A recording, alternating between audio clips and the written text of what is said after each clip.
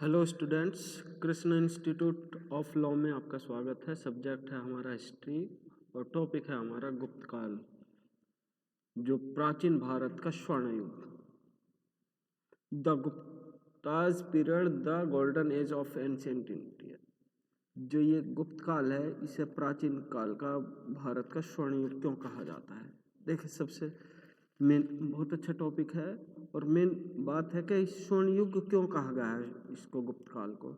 हम स्वर्ण को युग का मतलब है उस काल को कहते हैं जो सोने की तरह कांति में है, चमकता है, गुणमय हो, सौंदर्य हो, धन संपन्न और सुदृढ़ शक्तिशाली है। स्वर्ण युग में देश की सामाजिक, आर्थिक और राजनीतिक व धार्मिक परिस्थितियां सर्वोत्कृष्ट रहती है, इसलिए इस काल को स्वर्ण युग कहा जाता है। कला और साहित्य तथा सांस्कृतिक जीवन का चरम विकास हुआ होता है तथा देश के यश, गौरव और प्रतिष्ठा की वृद्धि विदेशों में होती है, तो स्वर्ण युग कहा जाता है।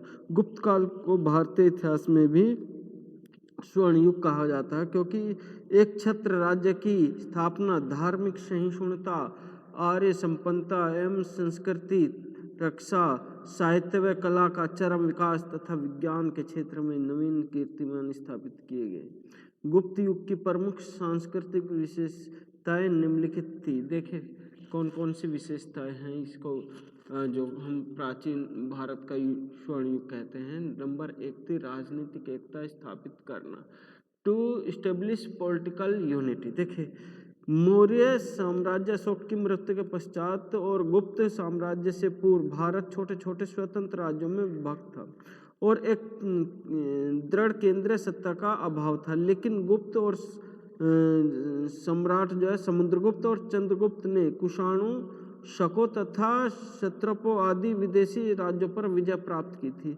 स्कंदगुप्त व कुमारगुप्त ने हूणों के आक्रमणों का सफलतापूर्वक सामना किया और उनके जो पूर्वज के साम्राज्यों का सुरक्षित रखा, जो अपने पूर्वज का साम्राज्य है। इस प्रकार इन शासकों ने भारत को राजनीतिक एकता प्रदान करके उसे एक छत्र प्रशासन में संगठित और सुव्यवस्थित किया।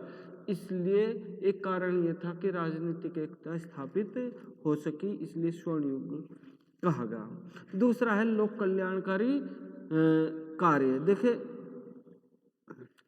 पब्लिक वेलफेयर वर्क, जो लोक कल्याणकारी कार्य थे वो इस युग में किए गए थे। गुप्त सम्राटों ने लोक कल्याणकारी राज्य की स्थापना की क्योंकि उनके शासन का आधार प्रजाहित और परोपकारिता थी।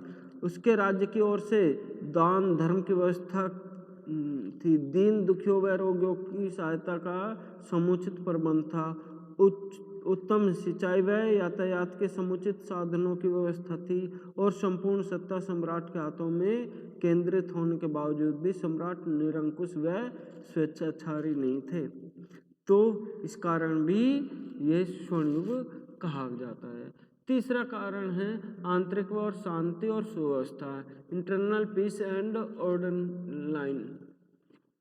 ऑर्डिनेंस। देखिए, उच्च नैतिक जीवन, आंतरिक शांति और सुव्यवस्था, देखिए आंतरिक, जिस देश में आंतरिक सुरक्षा और शांति रहेगी वहाँ वो कैसा देश होगा? जाहिर सी बात है वो आपका जो है बहुत अच्छा देश माना जाएगा, जिसमें अगर आंतरिक सुरक्षा ही नहीं मानी होगी तो वहाँ पे जो है वो अच्छा देश नहीं माना जाता। तो ये कारण भी है कि जिस देश में पीस हो, शांति हो, वो प्राचीन काल का स्वर्ण युग के रूप में माना जाता है। नेक्स्ट है उच्च नैतिक जीवन, हाई मोरल लाइफ। देखिए, उच्च नैतिक जीवन क्या है? गुप्त काल में लोगों का नैतिक आचरण उच्च कोटि का था। इसमें सदाचारिता, पवित्रता, सात्विकता, ईमानदारी, उदारता, विशिष्टता, भातृता, दानशीलता, सत्यवादिता और अतिथि सत्कार की भावना आदि सद्गुणों भरी पड़ी थी लोगों में।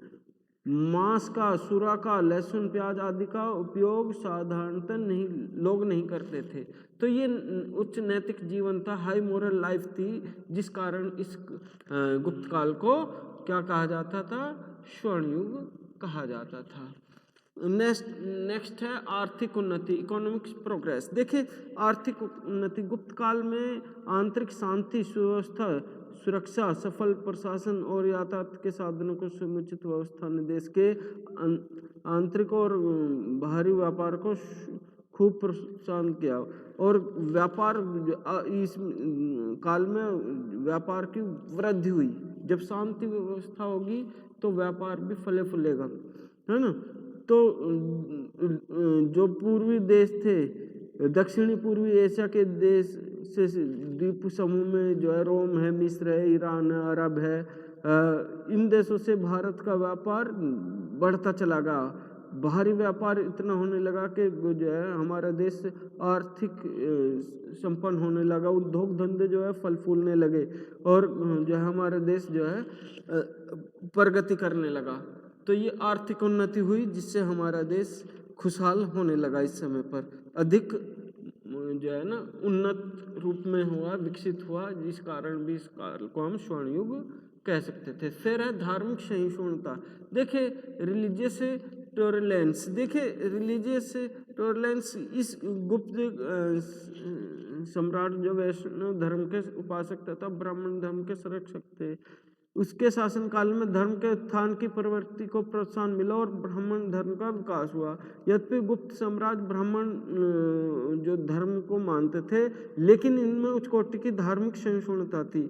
वे ब्राह्मण के साथ साथ जैन, बौद्ध सभी धर्मों का आदर करते थे तथा प्रत्येक व्यक्ति को अपने धर्म की पूजा पाठ करने की पूर्ण स्वतंत्रता देते थे।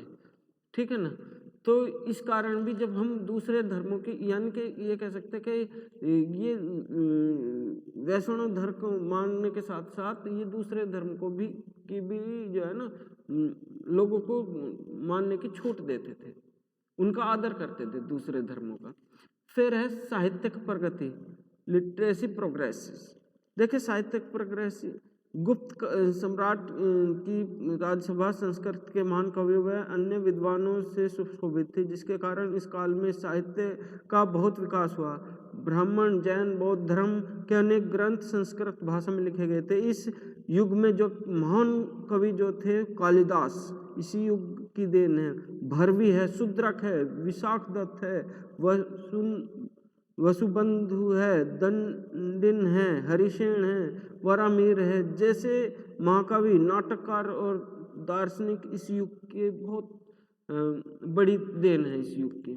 तो इस कारण भी इस युग को हम स्वर्ण युग कह सकते हैं। फिर है वैज्ञानिक उन्नति, साइंटिफिक एडवांसमेंट। देखिए वैज्ञानिक उन्नति गुप्त काल की जो है वैज्ञानिक उन्नति भी पीछे नहीं रही है, क्योंकि इसमें ज्योतिष, गणित, रसायन शास्त्र, चिकित्सा शास्त्र, खगोल विद्या जो है, पदार्थ विज्ञान, धातु विज्ञान आदि विषयों में अत्यधिक प्रगति हुई है। इस युग में न केवल दशमलव प्रणाली की खोज हुई, बल्कि पृथ्वी अपनी दूरी पर घूमती है, यह भी इसी काल की देन है।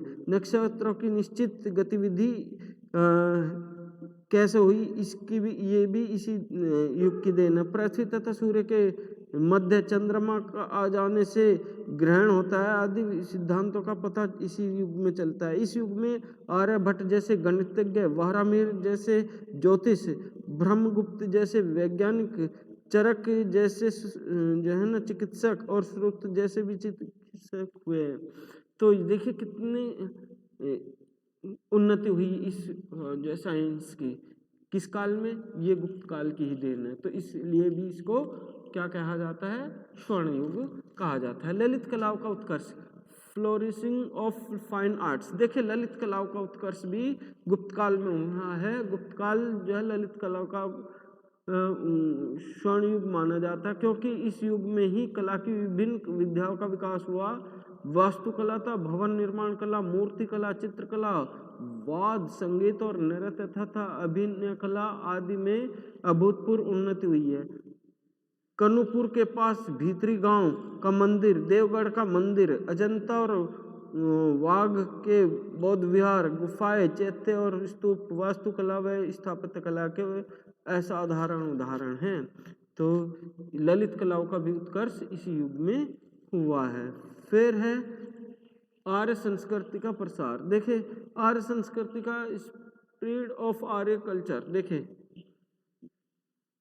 आर्य कल्चर का जो विकास हुआ, प्रसार हुआ है, इस युग में हिंदू साम्राज्य को प्रतिष्ठित और प्रसारित किया गया है। भारतीयों ने दक्षिण पूर्वी एशिया और पूर्वी द्वीप समूह में आर्य संस्कृति का प्रसार किया। भारत और विदेशी मध्य धार्मिक संस्कृतियां व्यापारिक संबंध स्थापित किए। उपरोक्त विवरण से स्पष्ट है कि गुप्त काल में भारत का सर्वांगीण विकास हुआ है। सामाजिक, आर्थिक, राजनीतिक, धार्मिक, सांस्कृतिक क्षेत्रों और कला का जो अभूतपूर्व उन्नति हुई है और विकास हुआ है, इस युग गुप्त युग में हुआ। जो वैसा विकास न तो पहले हुआ और न गुप्त काल के बाद हुआ, इसलिए गुप्त काल को स्वर्ण युग कहा जाता है। Thank you.